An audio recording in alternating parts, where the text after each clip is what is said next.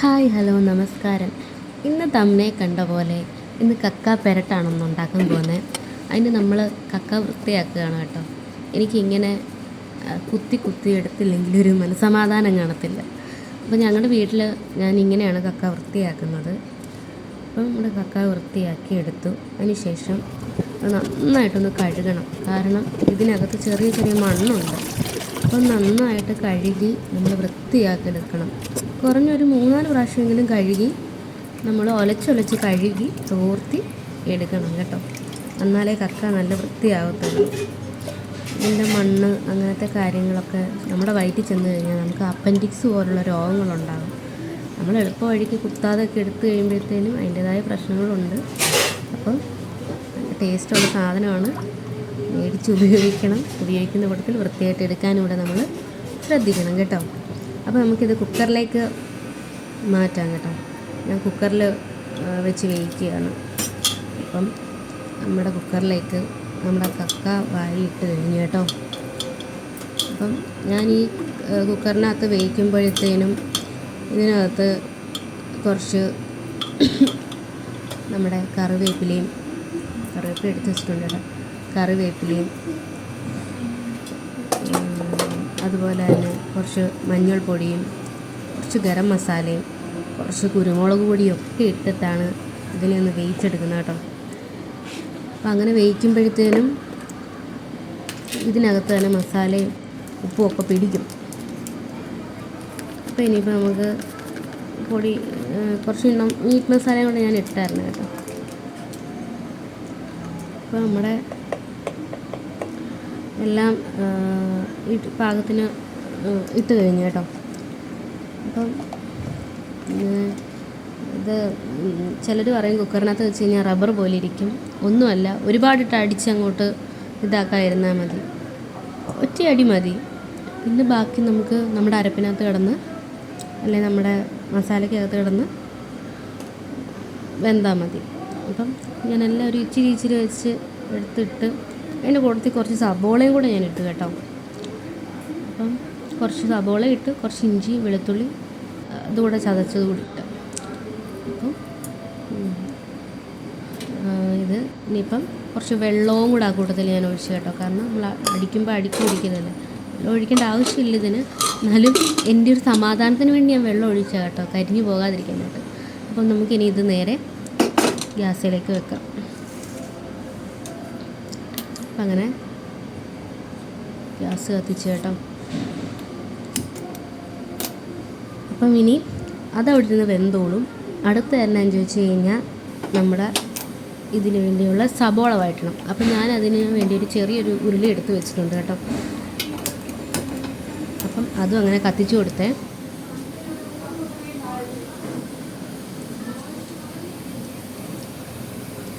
കത്തിച്ചുരുളി വെക്കുമ്പോൾ ഒരു കാര്യം പ്രത്യേകം ശ്രദ്ധിക്കണം കേട്ടോ, വെള്ളം നോക്കാതിരിക്കുക. പിന്നെ ഞാൻ അകത്തിലേക്ക് കുറച്ച് വെളിച്ചെണ്ണ ഒഴിച്ചു. അതൊന്ന് ചൂടായിട്ട് വന്നപ്പോഴത്തേനും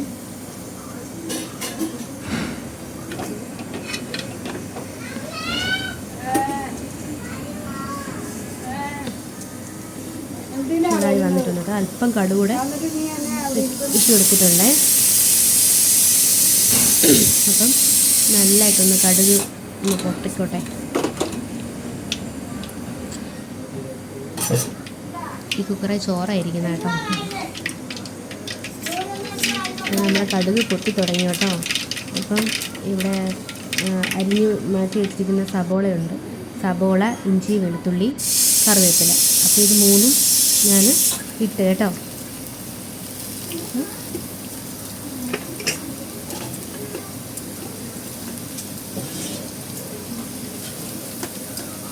ഇതിനെ നന്നായിട്ടൊന്ന് നമുക്ക് ഇളക്കി കൊടുക്കണം കേട്ടോ. എല്ലാം ഒന്നിച്ചിട്ടെന്ന് പറഞ്ഞാൽ കുഴപ്പമൊന്നുമില്ല.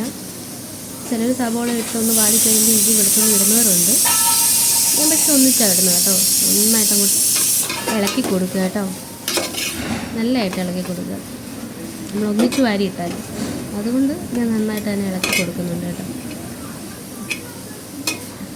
അത് കഴിഞ്ഞിട്ട് ബാലൻസ് വന്ന കുറച്ച് ഇഞ്ചിയും വെളുത്തുള്ളിയും കൂടെ വീണ്ടും ഇട്ട് കേട്ടോ. കക്കായൊക്കെ ദഹനത്തിന് ഇച്ചിരി പാടുള്ള കാര്യമാണ്. വീട്ടിൽ നിന്ന് പോകാനൊക്കെ പ്രയാസമുള്ളൊരു സാധനമാണ്. എപ്പോഴാണിത് പണി തരുന്നതെന്ന് പറയാൻ പറ്റത്തില്ല. അപ്പോൾ നമ്മൾ ആവശ്യത്തിന് ഇഞ്ചിയും വെളുത്തുള്ളി ഇട്ടിട്ട് നമ്മൾ നന്നായിട്ട് കുക്ക് ചെയ്യുന്ന സമയത്ത് നല്ലതായിട്ട് ഇഞ്ചിയും വെളുത്തുള്ളി ഇടുകയാണെങ്കിൽ നമ്മുടെ വയറിനത് നല്ലതായിരിക്കും. അപ്പം ഇട്ടതിലും ചെറുതായിട്ടൊന്ന് വാടി വന്നിട്ടുണ്ടേ. അപ്പോൾ ഇതേ രീതിയിൽ തന്നെ നമ്മൾ ഒന്ന് തോർത്തി കൊടുത്ത് വെച്ചിട്ടുണ്ട്.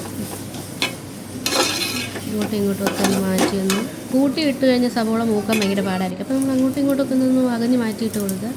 അപ്പോൾ ഏകദേശം ഒന്ന് വാടി. ഞാൻ ഇച്ചിരി ഉപ്പുകല്ലിട്ടായിരുന്നു കേട്ടോ. എന്നാന്ന് വെച്ച് കഴിഞ്ഞാൽ ഉപ്പുകല്ലിടുമ്പോൾ വേഗം നന്നായിട്ടൊന്ന് വഴന്ന് കിട്ടും കേട്ടോ. അങ്ങനെ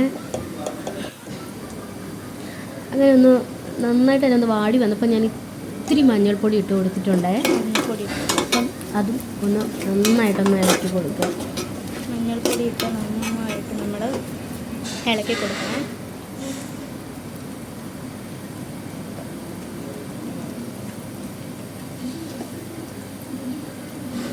കുറച്ച് കുരുമുളക് കേട്ടോ. കുരുമുളക് ഇതിന് മസ്റ്റാണ് കേട്ടോ. അര ടീസ്പൂൺ മല്ലിപ്പൊടി ഇട്ടു.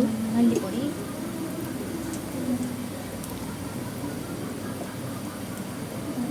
ഒരു ടീസ്പൂൺ കുറച്ച് മുളക് പൊടി ഇട്ടു.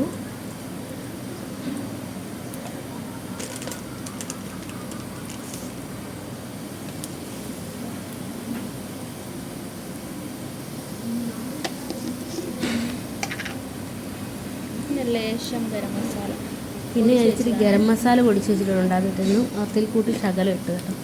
എല്ലാവരും അര ടീസ്പൂൺ വീതം ആ ഒരു കണക്കിലാണ് നമ്മൾ ഇട്ടിരിക്കുന്നത് കേട്ടോ.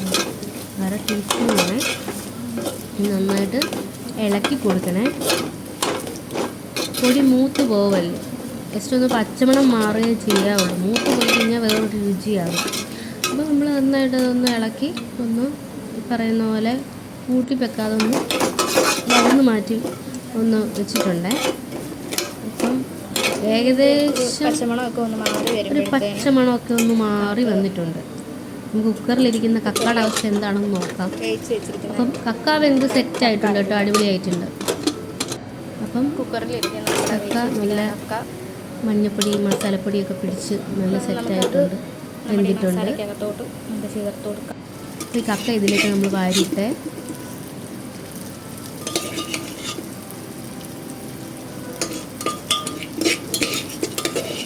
നല്ല വെന്തിട്ടുണ്ട്. ഇനിയിപ്പം അങ്ങനെ അധിക നേരം നമുക്ക് ഇതിനകത്ത് വെക്കേണ്ട ആവശ്യമില്ല. കക്ക നല്ല രീതിക്ക് അങ്ങോട്ട് ഈ പറയുന്നത് മസാല മൊത്തം കക്കായ്ക്കകത്ത് പിടിക്കുന്ന രീതിയിൽ നന്നായിട്ട് നമ്മളൊന്ന് ഇളക്കി സെറ്റാക്കി കൊടുക്കുക. ഇളക്കുക എന്ന് പറഞ്ഞാൽ നല്ലതായിട്ട് ഇളക്കി കൊടുക്കണം കേട്ടോ.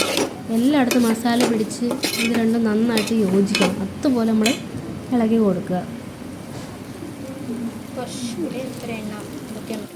ഇളക്കി കൊടുത്തതിന് ശേഷം ഞാൻ ലേശം എണ്ണയും കൂടെ ആ കൂട്ടത്തിൽ ഒഴിച്ചായിരുന്നേ.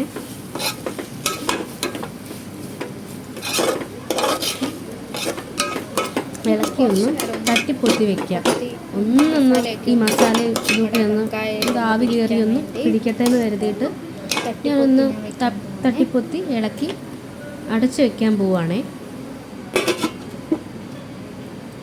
ഒരു 5 മിനിറ്റ് നമ്മൾ ഫ്ലെയിം കുറച്ച് വെച്ചിട്ട് അതൊന്ന് അടച്ചു വെച്ചിട്ടുണ്ട്.